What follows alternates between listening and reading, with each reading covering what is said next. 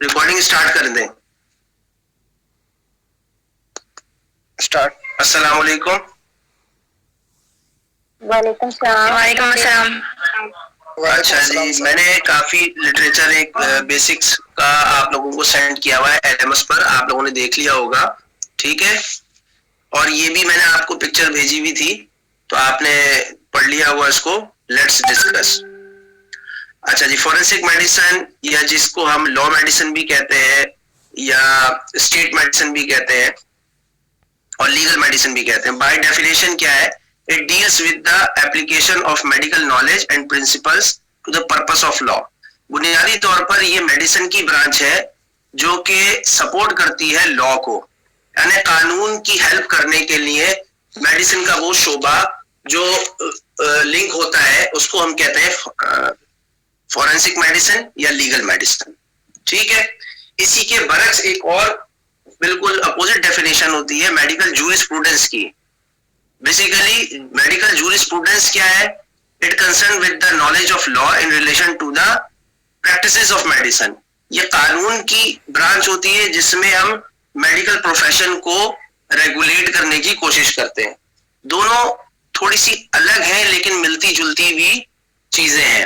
اب اس کو مثال کے طور پہ سمجھانے کی کوشش کرتا ہوں کہ فورینسک میڈیسن میں میڈیسن کے وہ ایسپیکٹ جس میں کوئی قانون کی سپورٹ ہو سکے, جیسے کہ ہم یہ کہیں کہ ڈیتھ کو ڈکلیئر کرنا, کہ اگر ایک ڈیڈ باڈی آ جاتی ہے تو سائنٹیفکلی طور پر ڈیتھ ڈکلیئر کرنے کا جو میتھڈ ہوتا ہے وہ فورینسک میڈیسن والا فالو کرتا ہے اور اپنی ایک رپورٹ بنا کر دے دیتا ہے قانون کو کہ جناب یہ باڈی ڈیڈ ہے اور ممکنہ طور پر یہ ریزن ہوگا موت کا.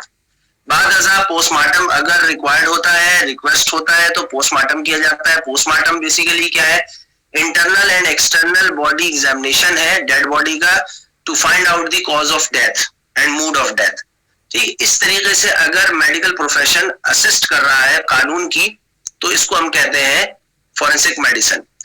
اچھا, میڈیکل جورسپروڈنس میں کیا ہوتا ہے کہ قانون جو ہے وہ ریگولیٹ کرتا ہے میڈیکل پروفیشن کو. مثلا ایک ڈاکٹر کا فرض ہے کہ وہ پیشنٹ کو اچھے طریقے سے دیکھے, ایگزامن کرے, ڈائگنوز کرے اور پھر ٹریٹ کرے اس کو.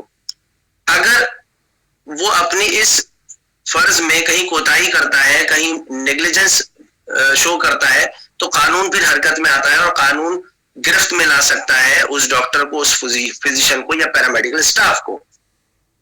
یا مال پریکٹس اگر کرتا ہے فزیشین اور غلط پریکٹسز اپنایا ہوا ہے اپنے شعبے میں, تب بھی جو ہے وہ اسٹیٹ جو ہے وہ اپنا ایکشن کر سکتی ہے. تو یہ تھوڑا سا سمجھنے کی بات ہے کہ فورینسک میڈیسن اور میڈیکل جورسپروڈنس میں کیا فرق ہے. کل میں نے جو ڈسکشن کری تھی اس میں بڑے تفصیل سے اس کو ڈسکس کر دیا تھا. جو آگے چلتے چلے آئیں گے میں مثالیں دیتا رہوں گا, انشاءاللہ اور بات کلیئر ہو جائے گی. اچھا, 3 ریلیشن شپس بڑے امپورٹنٹ ہوتے ہیں خاص طور پہ میڈیکل جورسپروڈنس کے حوالے سے. ڈاکٹر ریلیشن شپ, ڈاکٹر پیشنٹ ریلیشن شپ اور ڈاکٹر اسٹیٹ ریلیشن شپ. ڈاکٹر پیشنٹ ریلیشن شپ یہ ہے کہ ڈاکٹر کے بھی کچھ حقوق ہیں اور فرائض ہیں اور پیشنٹ کے بھی کچھ حقوق ہیں اور فرائض ہیں.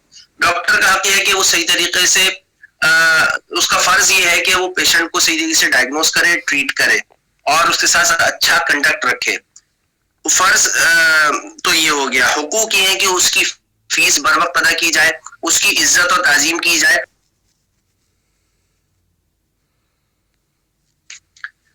معذرت, اس وقت کالیں آ رہی ہیں, میں بیچ میں کالیں ڈسکنیکٹ کر رہا ہوں, لیکن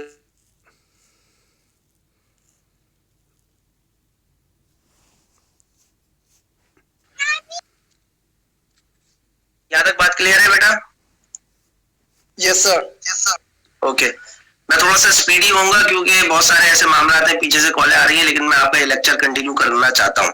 اچھا, اسی طریقے سے پیشنٹ کا فرض یہ ہے کہ وہ ڈاکٹر کی تعظیم کرے اور اس کو رسپیکٹ دے اور جو وہ ہدایت دے رہا ہے اس پر عمل بھی کرے.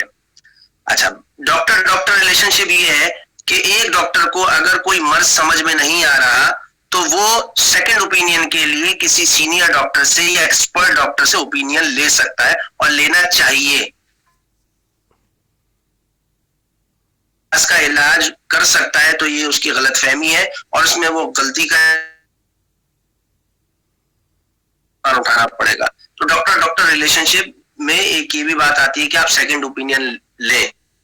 ڈاکٹر اسٹیٹ ریلیشن شپ یہی ہے کہ اگر فرض کریں آپ کو کورٹ میں بلایا جاتا ہے as a expert, doctor can be an expert in the court to witness something to make sure of certain facts, کہ بتائیے کہ یہ رپورٹ جو ہے وہ ممکنہ طور پر صحیح ہوگی یا نہیں ہوگی, یا میڈیکل سرٹیفکیٹ اس کے سامنے پریزنٹ کیا جا سکتا ہے اور کراس ایگزامینیشن کی بھی بات آ سکتی ہے. تو یہ اسٹیٹ کا اور ڈاکٹر کا ایک ریلیشن شپ بنتا ہے جو کہ کورٹ میں دیکھا جاتا ہے. تو اس طریقے سے بھی یہ تعلق ہوتا ہے. تو 3 قسم کے ریلیشنز ہیں, doctor patient, doctor doctor, doctor state relationship. چھوٹی چھوٹی سی ڈیفینیشنز ہیں, مثلا ایفیڈیوٹ, قسم اٹھائی گئی ہو کہ اس ڈاکومنٹ میں جو چیز لکھی جا رہی ہے وہ صحیح ہے, حلف لیا جاتا ہے. اب جیسے آپ کبھی کالج میں داخلہ لیتے ہیں تو آپ کو ایک ایفیڈیوٹ بھرنا پڑتا ہے کہ میں کسی سیاسی میں نہیں ہوں گا, ڈسپلن مینٹین رکھوں گا اور کالج کے تقدس کو پامال نہیں کروں گا. تو وہ چیز جو آپ اسٹیمپ پیپر پہ باقاعدہ لکھ کر سائن کر کے دیتے ہیں اس کو ایفیڈیوٹ کہا جائے گا. ٹھیک. نیکسٹ ٹرم ہے کرائم. کرائم کہتے ہیں سوشل انجسٹس کو, جرم. یاد رکھیں جب کسی کے ساتھ ناانصافی ہوتی ہے تو وہ یا تو صبر کرتا ہے یا پھر وہ پلان کرتا ہے ریونج کا, بدلہ لینے کی کوشش کرتا ہے. اور جب وہ بدلہ لیتا ہے اور بدلے کا ایکشن شروع ہو جائے تو ہم اس وقت کہتے ہیں کہ یہ کرائم ہے. جب تک اس کے ذہن میں پلان بن رہا ہے اس وقت تک کرائم ڈیولپ نہیں ہوتا, صرف پلاننگ ہو رہی ہوتی ہے مائنڈ میں. لیکن جب وہ ایکشنز ایگزیکیوٹ ہو جاتے ہیں اور پھر کسی کو نقصان ہوتا ہے تو اس کو ہم کہتے ہیں کرائم. اچھا, کرائم کی جو باریک ڈیفینیشن ہے وہ یہ کہ it should be defined by the state and state law, یعنی جس ملک میں وہ رہتا ہے شخص اس ملک کا قانون اپنے ایکٹ میں, اور پھر اس کے اوپر سزا بھی تجویز کرے, سزا بھی رائج ہو, سزا دی جائے.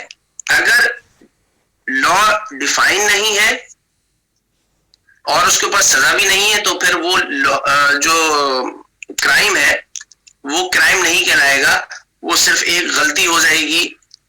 اس کی چھوٹی سی مثال ایسے لے لیں کہ اگر فرض کریں راہ چلتے آپ کسی کو ٹکر مار دیتے ہیں, لگ گئی, چوٹ لگ گئی, کندھے سے کندھا ٹکرا گیا, لیکن اس کو کوئی بڑا نقصان نہیں ہوا, اس کو کوئی سیریس انجری نہیں ہوئی, تو کیا ہم اس کو کرائم بولیں گے؟ آپ کا کیا خیالات ہیں؟ کوئی رائے دینا چاہے؟ نو سر, یسٹرڈے آپ نے جو ڈیفینیشن بتائی تھی, جی یسٹرڈے جو آپ نے ڈیفینیشن بتائی تھی اس کے مطابق یہ کرائم میں نہیں کاؤنٹ ہوگا کیونکہ اس میں اسٹیٹ کی انوالومنٹ اس وے میں نہیں ہوگی پنشمنٹ کے لحاظ سے. ٹھیک. دیکھیے ایسے کئی باتیں ہوتی ہیں, جیسے کل میں نے ایک مثال دی تھی کہ آپ کا کوئی ساتھی جو ہے وہ پینسل چھپا کے بیٹھ جائے, تو کیا یہ کرائم کہلائے گا؟ کوئی اور بتائے اپنی رائے دے اس بارے میں. آپ میں سے کوئی بولنا چاہے گا؟ سر اگر وہ چھپا کے بیٹھ گئے اور پھر ہمیں تھوڑے ٹائم پہ دے دیتا ہے, مطلب ہماری پریشانی ٹیچر اور ساری مینجمنٹ انوالو نہیں ہوتی تو وہ کرائم نہیں کرائے گا, لیکن پھر اگر ساری ٹیچرز اور مینجمنٹ وغیرہ انوالو ہوتی ہے تو پھر وہ کرائم کی اس میں آ سکتا ہے. اگر یہی حرکت آپ کے گھر میں کوئی آپ کا چھوٹا بہن بھائی کرے تو نہیں, تو کرائم تو نہیں ہوگا. بات یہ ہے کہ جو چیزیں اگنور ہو سکتی ہیں معاشرے میں اور ان کا سدباب کیا جا سکتا ہے, جو کہ بہت زیادہ جس میں خطرات لاحق نہ ہو زندگی کو اور پراپرٹی کو, تو اس کو پھر کرائم کے زمرے میں لانا ناجائز ہو جائے گا اور ایسے تو پھر زندگی بڑی مشکل ہو جائے گی. ٹھیک. تو اسٹیٹ لا باقاعدہ کرائم کو ڈیفائن کرتا ہے. اوکے. اور خاص طور پہ جو انجریز ہوتی ہیں ان جیسے میں نے